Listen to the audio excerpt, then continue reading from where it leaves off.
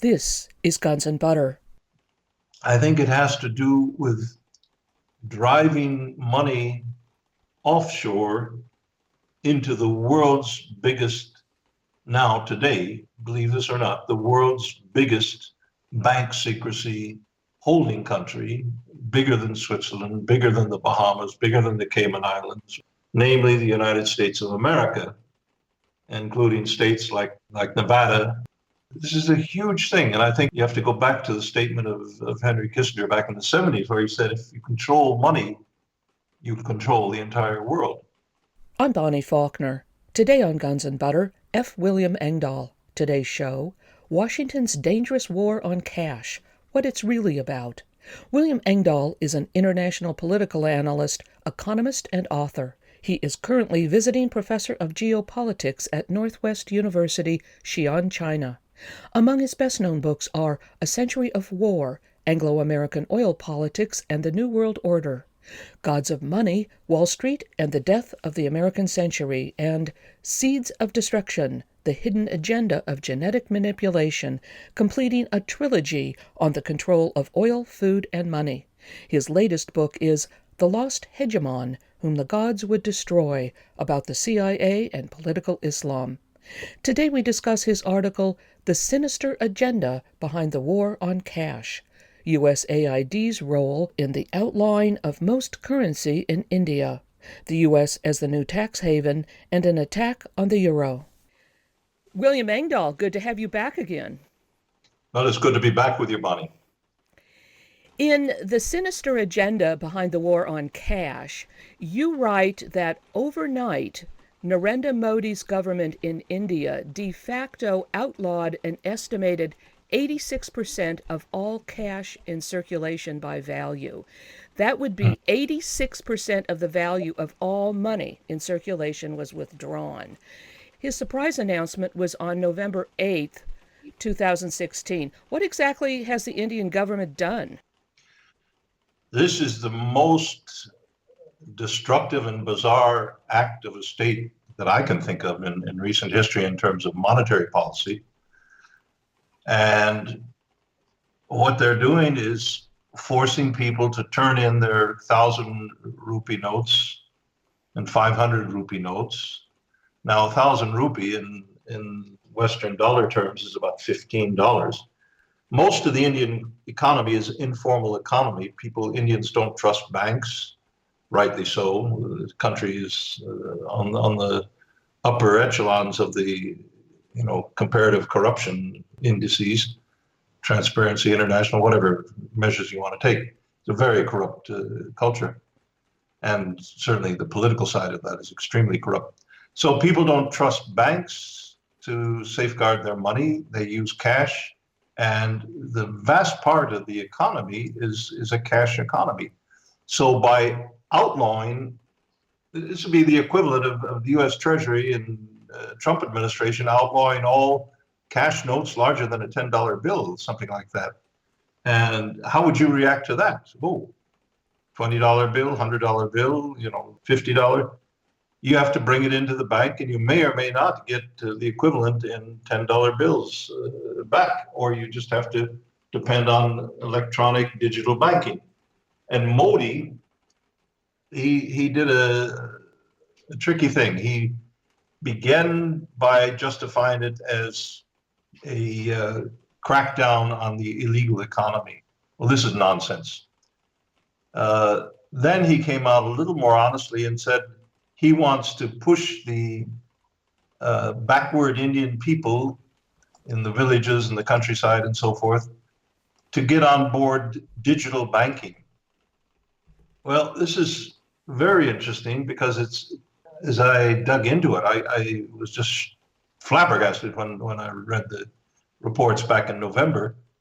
And as I finally had time to dig into it in some real depth, I found out that the whole scenario of the war on cash of Modi came from the United States Agency for International Development, a cutout for the CIA.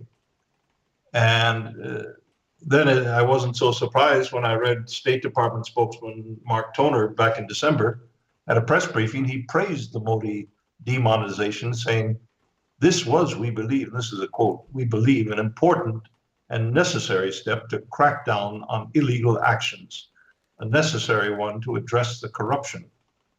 Well, what it's done is bankrupted tens of thousands of small shop owners, creating huge unemployment. But Modi simply seems not to care. He doesn't give a damn about his people. He just, he's there for maybe personal enrichment. I don't know. I had higher hopes when Modi came into the BRICS in a positive way and started talking with China and Russia and so forth. I thought, okay, maybe this is a good development for the Eurasian economic unity. But what India has been doing recently indicates that he simply either lost it or he has been a front for Washington all along. Well, I read somewhere that half of the people in India don't have electricity or running water. Yeah. How are these people supposed to go digital? Well, that's the thing. And half of the people, there's a beautiful word that USAID prepared all the papers on this. This is an incredible thing. It's a Washington project to destroy the Indian economy. And they wrote a report back in January last year called Beyond Cash, Why India Loves Cash and Why That Matters for what they call financial inclusion. And all that word inclusion means is one of those nonsense words that's so popular among some people these days. Means getting all Indians into the digital banking system where every single payment can be electronically tracked, given to the government tax authorities or whoever the government sees fit. You can track every purchase that I make. If I decide to go to Russia on holiday, that's going to be tracked by the FBI or the CIA or somebody, Homeland Security. Or if I decide to do this or buy that, then there comes a knock on the door and say, "Why were you buying this? And what is that?" And in India, almost no retail transactions are done in digital bank transfers. 97% are done in cash or in checks. And only 11% use debit cards to pay. And only 6% of Indian shopkeepers accept digital payments. 94% don't accept them. And only 29% of bank accounts have been used in the last 3 months. Indians don't use banks. It's not like United States. It's a third world country. And to impose this on them. Now, the interesting thing is who's behind this USAID initiative. And there I found something called the Global Innovation Exchange. Now, what in the world is the Global Innovation Exchange, Bonnie? Well, it turns out it's an organization set up by the Bill and Melinda Gates Foundation, who are always there on the front lines of doing good for people in this world, always there with an arm around the helpless and the poor and the needy to give them GMO, Monsanto food products in Africa with the Green Revolution, or what will you? So the Bill and Melinda Gates Foundation is in there on the Modi cash war. The U.S. Department of Commerce is in there, UNICEF, United Nations Development Program, and something really weird, a spooky McLean, Virginia military contractor called Mitre Corporation, whose chairman used to be former CIA Director James Schlesinger, close friend of Henry Kissinger. So this is really getting beyond bizarre. And then there's another organization called Project Catalyst of the USAID, which partnered with the Indian Finance Ministry. And there, not only the Bill and Melinda Gates Foundation, again, putting their arms around the poor and the needy and anybody who needs a helping hand in this world, are Visa, MasterCard, Omidyar network of eBay billionaire founder Pierre Omidyar, the World Economic Forum, this gargantuan multi-billion-dollar thing of the globalization annual Alpine meetings, and something called the Better Than Cash Alliance. The Better Than Cash Alliance, what is that? It's based in Washington. It's cooperating with the Indian Finance Ministry, and it seems to be the key public driver of this war on cash. So this thing stinks to high heaven. And then you find that key Western financial mucky-mucks like Larry Summers, the former U.S. Treasury Secretary who repealed Glass-Steagall under Bill Clinton, and who played a very shady role in the 1990s rape of Russia through his Harvard cronies, is now calling for eliminating the US $100 bill. It's just like what's going on in India. It's a first step. And in Germany, in Europe, in the Eurozone, the European Central Bank is calling for eliminating the 500 euro note. The same thing. And they're saying this will make consumers much more efficient in terms of moving money around and But in fact, it's the most totalitarian thing you can imagine. Every move you make, everything you buy will be monitored by Big Brother. And that's the war on cash. Well, as well, when we talk about India, and obviously they're using India as their first guinea pig, I guess. Yeah, I think so.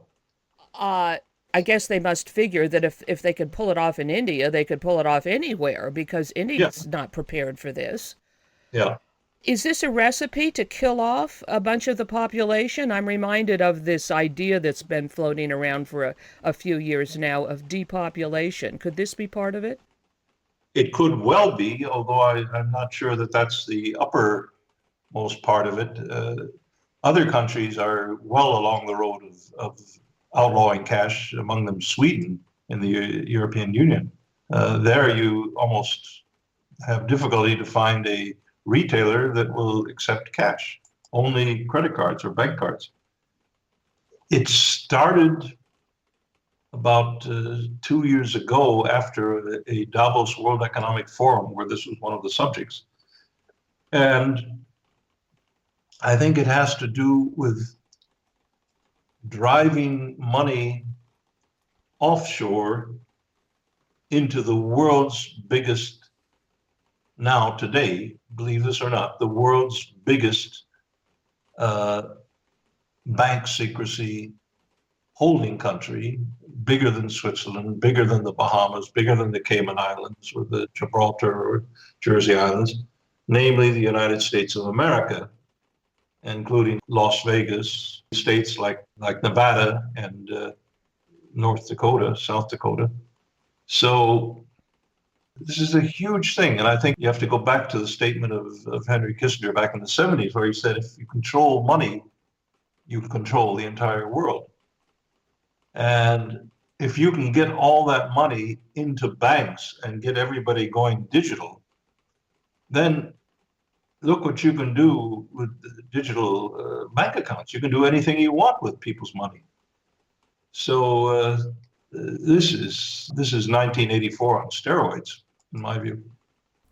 I'm speaking with international political analyst, economist, and author William Engdahl. Today's show, Washington's Dangerous War on Cash, What It's Really About. I'm Bonnie Faulkner. This is Guns and Butter. You mentioned that in 2010, the U.S. passed a law, the Foreign Account Tax Compliance Act, or FACTA, that requires financial firms to disclose foreign accounts held by U.S. citizens and report them to the U.S. IRS tax office, or else the foreign banks would face steep penalties. Now, when I was living in France around that time, I went to a Democratic Club meeting in Nice for Americans living abroad, and they were discussing this. Americans living abroad there were renouncing their U.S. citizenship and or moving their money, I think, to Monaco. But you write that the United States domestically is one of the very few countries that do not require these bank disclosure rules. How do you interpret this? Very simple. Well, the United States is in very good company not adopting FACTA. The other countries that have refused are Nauru, a money laundering center island, Vanuatu, and Bahrain. So there you have it. And very simply, we want to impose that on the rest of the world, but we want to open the United States banking system as an offshore banking system. And I think this is a very, very major part of the so-called Panama Papers scandal back last May in 2016, that it was designed to panic big money holders who thought they were secure offshore, many of them quite legitimate. If you have an offshore account, doesn't mean you're a criminal. But they want privacy with their money, and they don't want Uncle Sam snooping about it. Well, after the Panama Papers scandal, money started flowing out of Swiss numbered bank accounts into Reno, Nevada. The business has become so big that the great London bank N.M. Rothschild and Co. have set up an office in Reno, Nevada. This is something very big going on here. So I think as long as the dollar is the world currency of reference, the U.S. government has enormous power over everybody in the non-cash financial system and make everyone obey American law rather than their international or German law. And look at what they did recently with Germany's largest bank, Deutsche Bank. The U.S. government, unprecedented. First, they were going to impose a $3 billion fine for illegal dealings and dumping subprime mortgages back in 2007, 2008, which they did. Ackermann, then the chairman of Deutsche Bank, bragged about it on German television.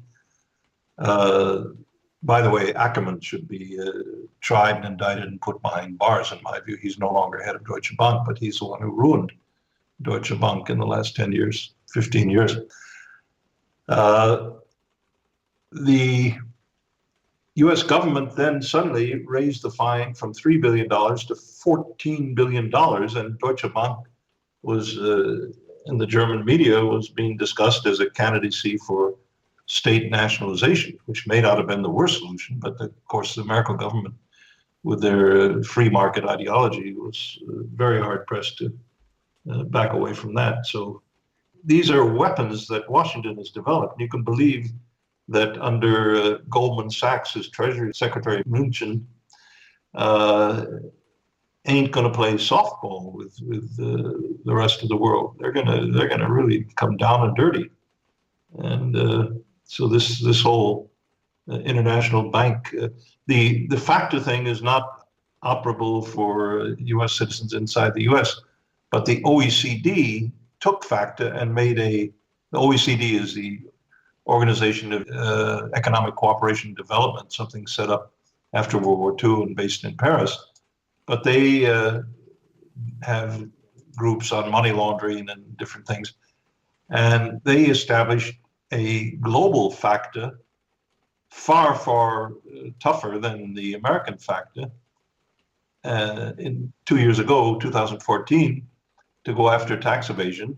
97 countries have agreed to this OECD new rules, but the US not, again. So we're talking about a major reorganization of global capital flows.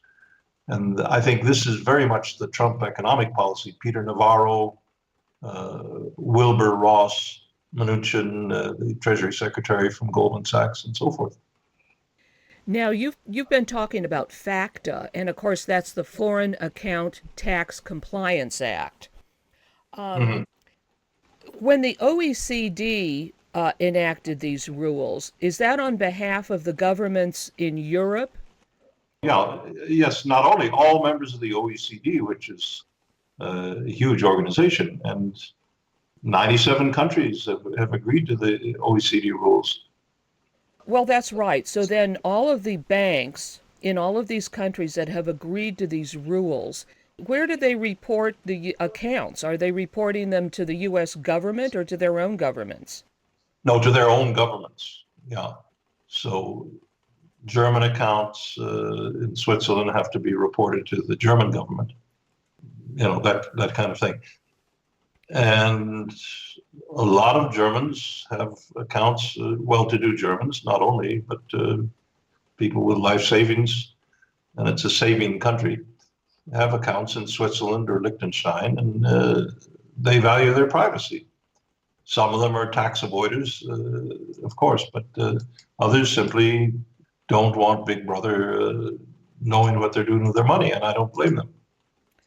So now, what is going on with regard to people who are using the U.S. as a tax haven? Say, like you pointed out, in Las Vegas, Nevada, or you've written about a few other states in the U.S. Are people that are putting their money into the United States then not required to report it to the U.S. government and also to their own government? So the U.S. is not going to report this. Is that right? Yeah, that's my understanding, and that's pretty incredible. The director of Rothschild and Company in the U.S., Andrew Penny, made the comment that the United States today is, quote, effectively the biggest tax haven in the world. Tax haven is where you don't pay taxes because you don't declare it. So, and it's interesting they picked Nevada, Rothschild, because Nevada was set up with legalized gambling back during the Depression by Meyer Lansky, the head of Murder Incorporated, as to become the new Switzerland. What is Project Catalyst or Catalyst, Inclusive Cashless Payment Partnership?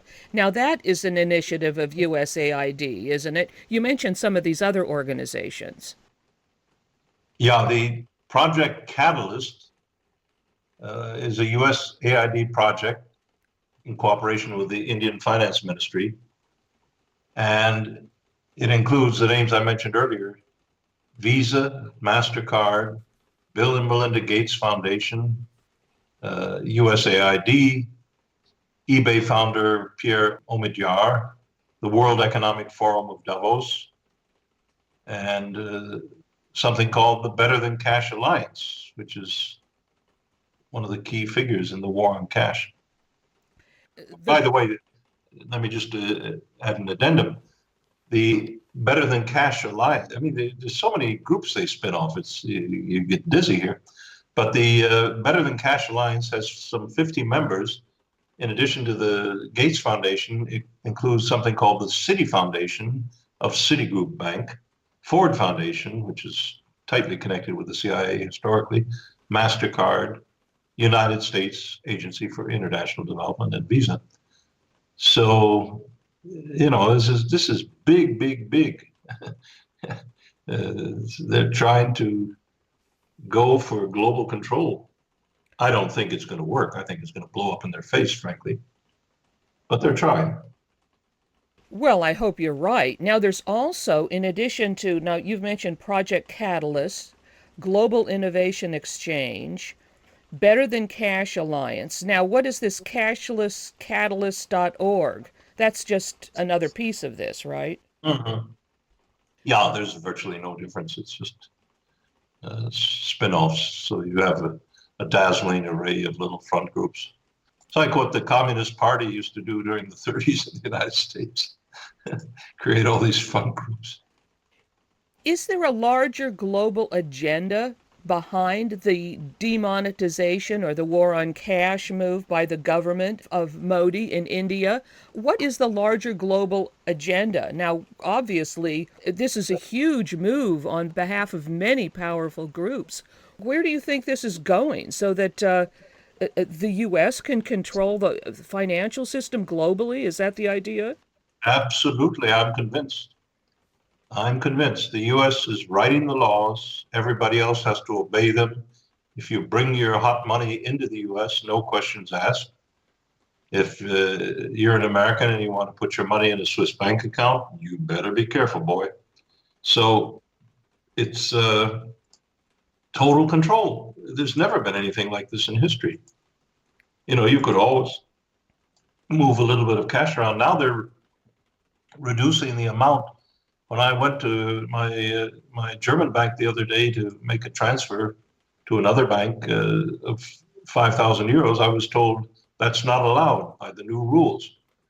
Nothing above 4,999 euros is allowed to make on a single day. Well, what if you're buying a house or buying a new car or something like that? So it's really a restriction of basic human freedoms, I would say, and that's where this is going. This is going toward uh, what, what can you call it? Global fascism. Wow, that's really shocking. They wouldn't even let you move 5,000 euros from one bank to another bank? That's crazy. Yeah, in the same city. In the same city, I had to do it in 2 installments. Well, as well, I mean, I'm thinking of India, but it would apply to the United States or any country. If they do away with cash, they're going to destroy huge sectors of the economy, aren't they? In the U.S., I don't think so. In Sweden, Sweden is a very modern economy, as you know, I'm sure. And they've done this, and it's, Swedes are used to using their credit cards to pay for dinner, to pay for a bus ticket. It's a very common thing. So it's a cultural convenience, and it's safer than carrying, a few hundred Swedish crowns of cash around with you. So, it's not like India, but it's the control. It's the control. They will, every single thing you buy is going to be every book you buy, every record you buy, every DVD you buy. If you go in a restaurant and do this and that, it's total profiling, even more than Facebook and Twitter and all this other social media that the CIA is behind. It wouldn't simply be a question of running down unpaid taxes. This would be a way as well to follow political dissidents. I had a friend, her husband was going to North Korea. They were from South Korea. They were political activists with regard to North Korea. And she told me this is years ago. They knew immediately that he'd gone to North Korea because it was on his credit card. Yeah. So it's a digital trail that every move you make, no matter where you go. And I live in Germany. I go to China. I go to Russia quite often on business. I have dear friends in both of those places and so forth. But what if the US government says, okay, that's a criminal act. We know you did this on this and this date and so forth. It's the kind of thing we're talking about. And we're going from the United States going to I don't know, some country in Central America, and then they put that on the blacklist. It's just giving too much power to Big Brother, and I'm against that fundamentally. This is a patriarchic, domina submissive system that's being foisted on us, and it's bad enough before, but this control of the money is fascism pure. No other word for it. I'm talking about Benito Mussolini corporativist fascism, where the state and the banks control trade unions, control people, control every organization from top down. Well, now, when you said that you didn't think this war on cash ultimately was going to work, why do you say that? It seems to me that they've got such a grip on things, maybe they could make this work and just let everybody suffer. Not in the United States. I don't think so. I think we have enough of an independent streak that when people get a whiff of what's going on, if they tried to do this overnight, like in India, there would be 10 million people in the street with baseball bats going after the Treasury Department. And they haven't tried. They've been very careful so far in the U.S. for that reason, I think. I'm speaking with international political analyst, economist, and author William Engdahl. Today's show, Washington's Dangerous War on Cash, What It's Really About. I'm Bonnie Faulkner. This is Guns and Butter. Well, now, what about in Germany and in Europe? Do you think that the people there are going... It doesn't seem to me that they would be much different than Americans in this regard. Absolutely. You could not pull this off in Germany today. You could not pull it off. Angela Merkel pulled off this refugee thing. We love you. We're the great Germany of accepting the tired and the poor and the huddled masses. And afterwards, people said, oh my God, what did we do? But this with the money, I tell you, the Germans have gone through 2 world wars in the last century in a very, very brutal way. They've lost everything several times in the hyperinflation of the 1920s, the post-war period in the late 40s and 50s. And if there's one thing the Germans will react to, it's when somebody messes with their private savings, their private money. So when this proposal came out, not from German government, but from the European Central Bank, which is headed by an Italian, Mario Draghi, former Goldman Sachs guru, the head of the Bundesbank came out and said, I don't think this is an idea that will be accepted by German people, when they wanted to eliminate the 500 euro note. So, even that august institution of the finance said, it ain't going to fly here. So I don't think it will. I don't think it will. Oh, so they haven't outlawed the $500 euro note? No. They talk about it, but they haven't done it yet. I see. Now, a lot of the excuse given for the war on cash is to eradicate corruption and underground economies, black money. But it's not going to have that effect, right? Because what I've heard about, particularly in India, the black money it's not held by little people with cash. It's all going out of the country, or it's in gold. Gold, yeah. It's being controlled by the wealthy, and this is not going to affect them, right? Not at all. That's the point, yeah. And the big money movers, dirty money movers, the drug cartels and so, they'll dance circles around this. There's no problem for them. They'll just open an account with N.M. Rothschild in Reno, Nevada, and bring their drug money profits there and take it out of Switzerland.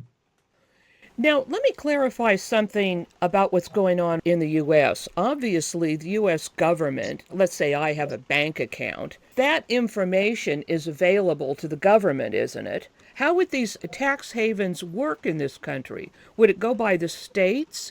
Would they not be reporting this money to the U.S. government? This I don't know. This we have to look at. But when they say an offshore money center, they're talking about foreign bank accounts. Let's say a German billionaire, Baron Borna-Meza or Thyssen, wants to put his billions in a Reno account with N.M. Rothschild because he's afraid of Switzerland disclosure and nobody is going to tell the Swiss government that the Baron has put his money in Reno, Nevada through N.M. Rothschild. And this is why the economic team of Donald Trump, including his new ambassador to the European Union, are talking about trillions of dollars coming into the United States in the next years. They're counting on a massive macro shift of global capital flows into the US economy. And that's a huge thing. I just completed a piece that'll be posted on the internet and on my website, williamengdahl.com, and probably the next week, about Trump's comments and Navarro, Peter Navarro, his trade advisor, comments about Germany being a currency manipulator. And I think what they're doing is preparing to destroy the euro, and it wouldn't be very hard right now. So we could talk about that for a moment if you want. Well, I'd love to talk about that. He has created a new position of trade czar, if you want to call it that, named Peter Navarro.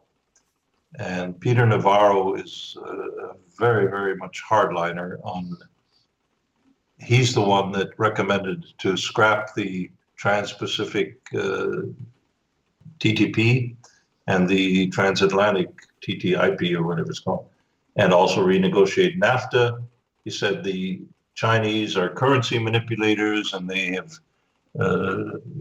ruined our domestic economy and our jobs. There's certain truth to some of these statements as well, don't deny.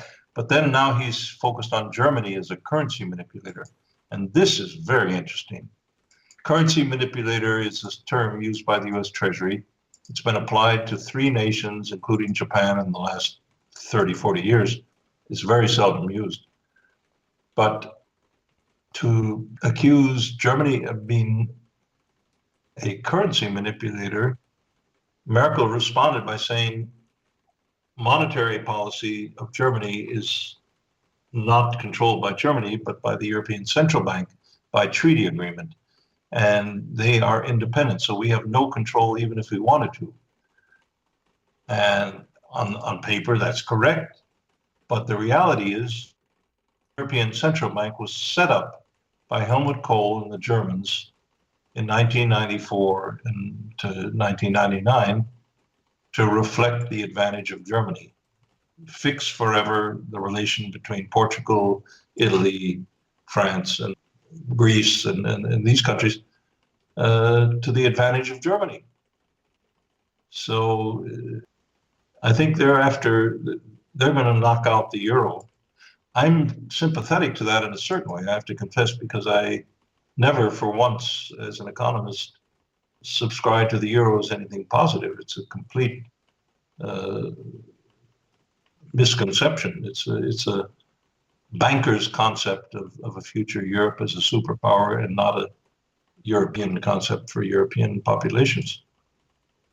Well, with the euro, all of the countries lose their sovereignty, and they can't. The European countries can't issue their own debt, right? And so, it is a disaster on that level. I didn't know that the European Central Bank was set up to favor Germany. Mm-hmm. This I followed as a journalist, as a financial journalist, in great detail at the time during the 90s, going to Brussels and banking conferences and so forth, talking to almost everybody, including Hans Tietmeyer, the head of the Bundesbank at the time. The history of the euro is quite fascinating because in 1991, there was a European heads of state conference in Maastricht, Holland, by all the heads of government of the European Economic Community, it was called back then, a very loose kind of federation. And suddenly out of the blue, Helmut Kohl, who was chancellor at that time, was confronted by Italy, Britain, and France, Mitterrand of France, John Major of Britain, who replaced Thatcher, and Andreotti of Italy, 3 of the most cunning politicians of the European community. And they demanded of Germany, of Kohl, the surrender of the Deutschmark and the power of her Bundesbank central bank, at that time the most respected central bank in the world, to a new independent supranational structure that became known as the European Central Bank. And Kohl was completely caught off guard. I know this from people who were present as journalists there at the Maastricht talks.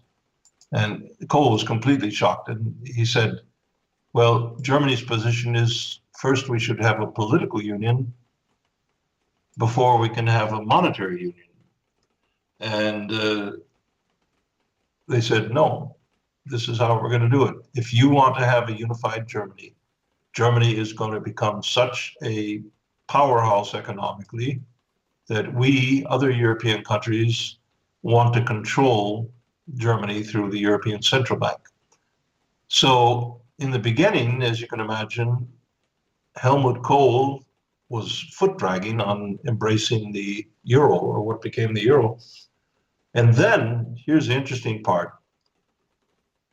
A friend of mine, a very close friend of mine, who's an economist and a banker from Denmark, spoke at a conference in London in 1994 with Henning Christoffersen. Christoffersen recently passed away, so I feel at liberty to reveal this. And Christoffersen was the Danish commissioner under Jacques Delors, the president of the European Commission, for economics and currency relations in the European Economic Community, primarily responsible for hammering out what became the euro. And he was privy to all the debates and discussions among the governments of the future euro. And he told this Danish friend of mine over drinks after this conference, and I know this friend very well, he didn't distort this at all, said the attitude of Germany, especially Helmut Kohl, toward introduction of a single euro has changed 180 degrees since 1991. And my friend said, why this? And he said, well, look at what's happened in European banking. Since 1991, the French banks are in the existential crisis. Crédit Lyonnais, they're all in disastrous shape. Italy, the same thing. And just hanging on by a thin lifeline, which they still are, by the way. And the British banks were in their deepest real estate debt crisis. And the German banks, Deutsche Bank and the other top German banks, convinced Kohl that if Germany does it right, the euro can secure Germany at the head of Europe for the next century or more. And a little bit after this, I was at a banking conference in Frankfurt, sponsored by the Frankfurt banks, the big German banks. And the guest keynote speaker was Helmut Kohl. And I thought, okay, let's hear what he has to say. And Kohl gave the most passionate speech I'd ever heard him give on television or elsewhere, but this was in person. He said, the euro is the key to bind Europe so that no future war between European nations will be possible. And the bankers there gave him a standing ovation. In other words, Helmut Kohl was 150% behind the euro for this reason. So when Navarro and Trump start attacking German BMW imports and threatening 35% import tariffs and so forth, they're not only talking about BMW, they're talking about the euro and Germany as a currency manipulator. And there's a certain amount of truth to that. But the deeper point is Washington under Trump is out to dismantle this Eurozone as a potential threat to the dollar as world currency reserve. That's the basis for US power. The dollar is currency reserve and the US military is the largest military in the world. If you lose either one of those, game up, game over. So it's a fascinating thing. The Trump economic agenda, if you read the background papers of Peter Navarro, the new trade czar, and Wilbur Ross, the new commerce secretary, they wrote it together, and look at the comments of the Trump nominee for Brussels ambassador to the EU, they're talking about the end of the euro. They're talking about going short on the euro. And this is going to be a big global shock.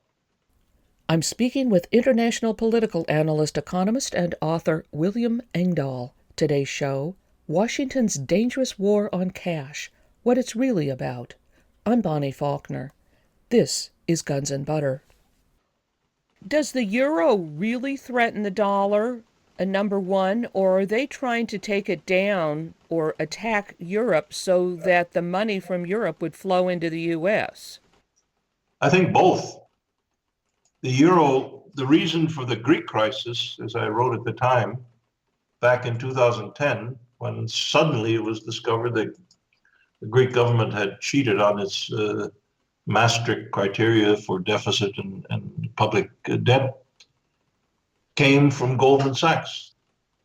Goldman Sachs in 2002 had set up the arrangements, the derivative arrangements, to allow the Greek government to hide their true fiscal state from Brussels so they could stay in the euro.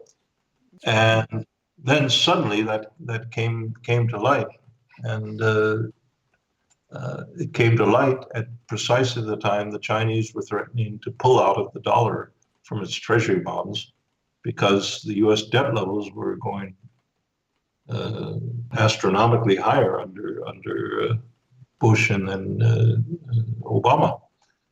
So this was currency war. This was a US currency war to eliminate the euro as an alternative to the dollar as world reserve, which it was threatening at that point to become.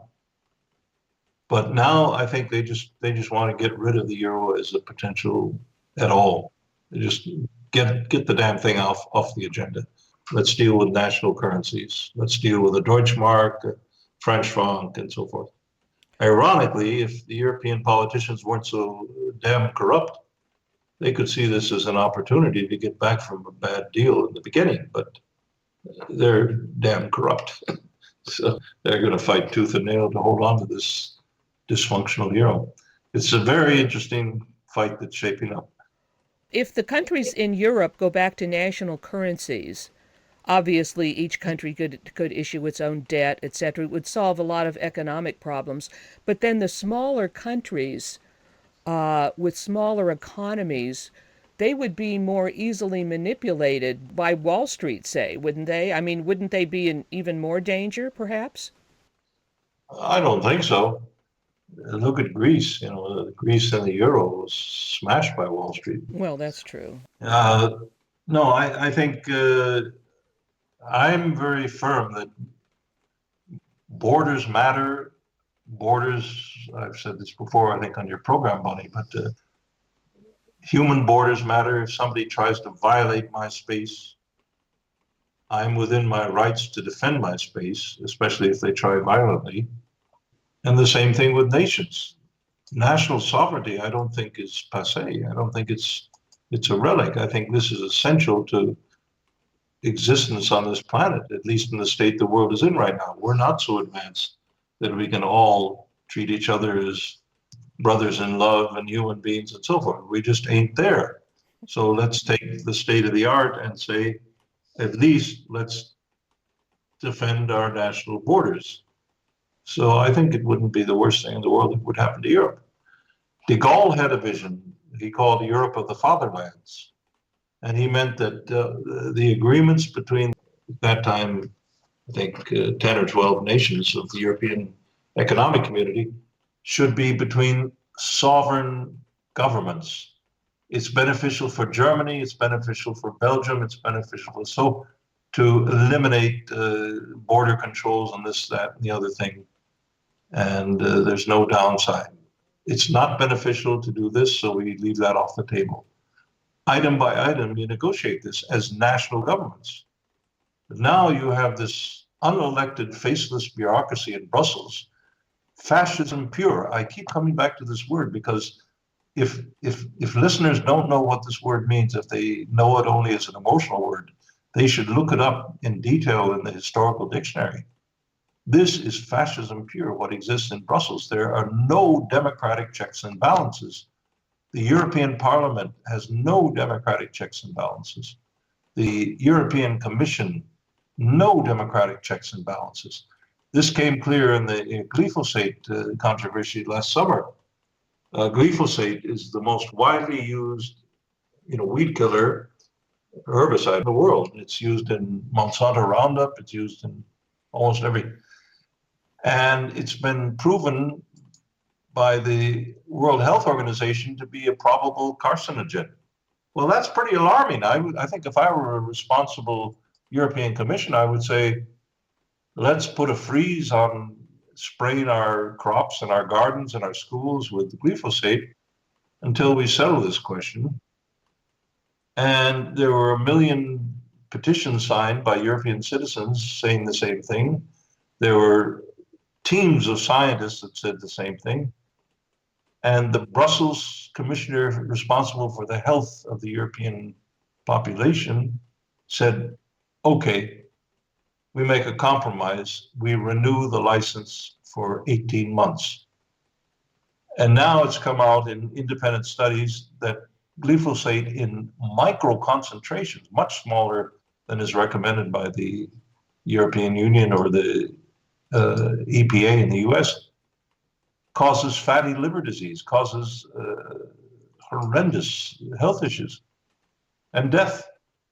So, because it's supposedly to the benefit of farmers to keep this on the market, they allow this poison to be sprayed on our crops for another year and a half.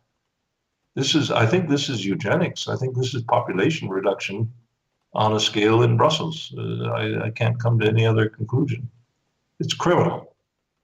If the euro were done away with and the countries of Europe went back to their nation-state status, then what's going to happen with Germany?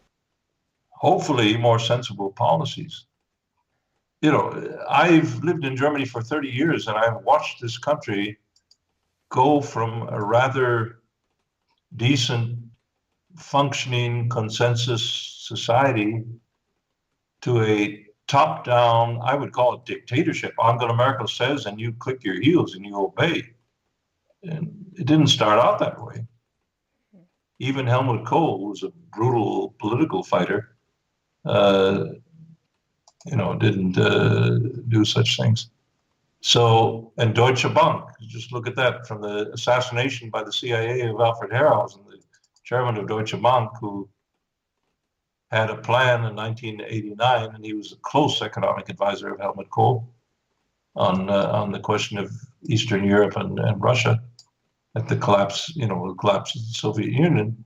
He had a project for building high-speed rail links between Berlin and Moscow. Infrastructure, economic ties. If you don't have trade, you have war. And Washington said, let's have war. So they assassinated Herrhausen. The rest is history. Yes, his name was Herrhausen, right? Alfred Herrhausen. I Yes. heard him speak in Frankfurt several times. He was very charismatic and a brilliant man. Very educated. He had a vision for Germany and a vision for debt relief for Poland and other countries that simply Wall Street couldn't stomach. What year was he assassinated? He was assassinated just at the beginning of when the Berlin Wall fell down. That was November 1989. And he was assassinated just a few days after that. Yeah, in the end of November.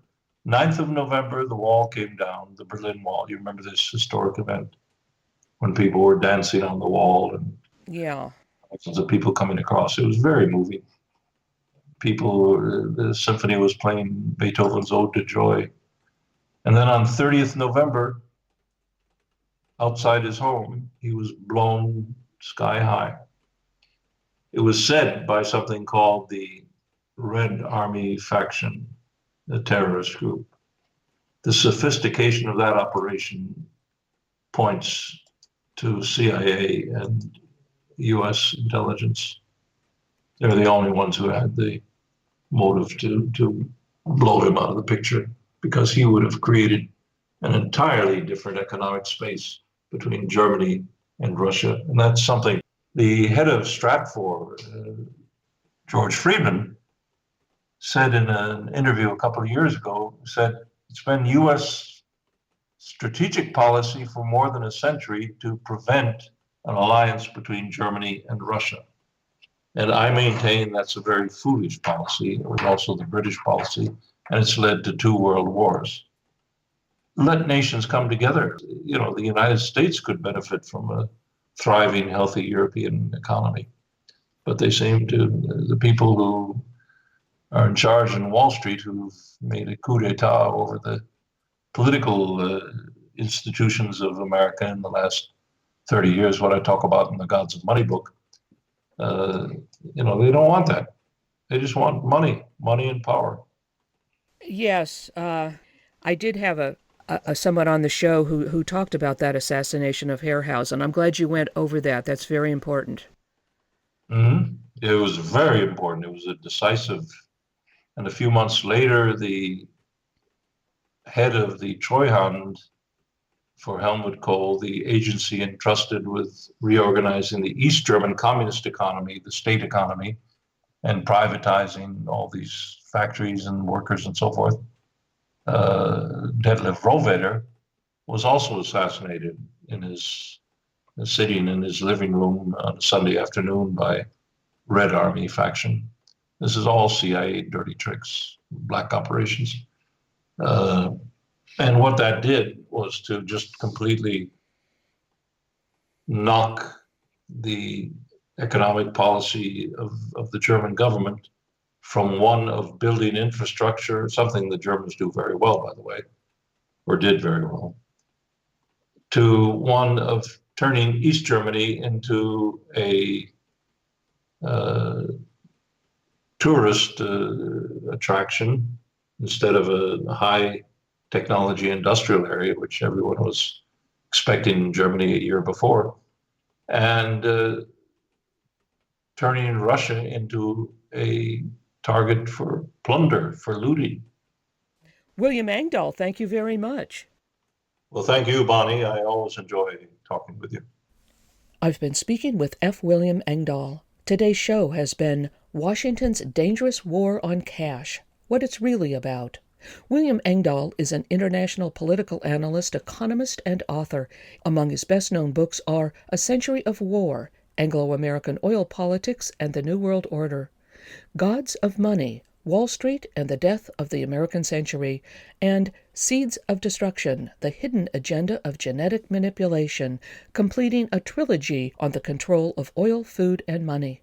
His book Target China, How Washington and Wall Street Plan to Cage the Asian Dragon, has been a bestseller in Chinese. His latest book is The Lost Hegemon, Whom the Gods Would Destroy, about the CIA and political Islam. Visit williamengdahl.com to sign up for a free bi-monthly geopolitical newsletter. That's williamengdahl.com. Guns and Butter is produced by Bonnie Faulkner, Yarrow Mako, and Tony Rango.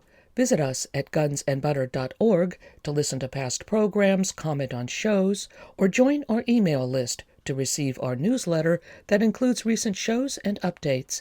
Email us at faulkner@gunsandbutter.org. Follow us on Twitter at G&B Radio.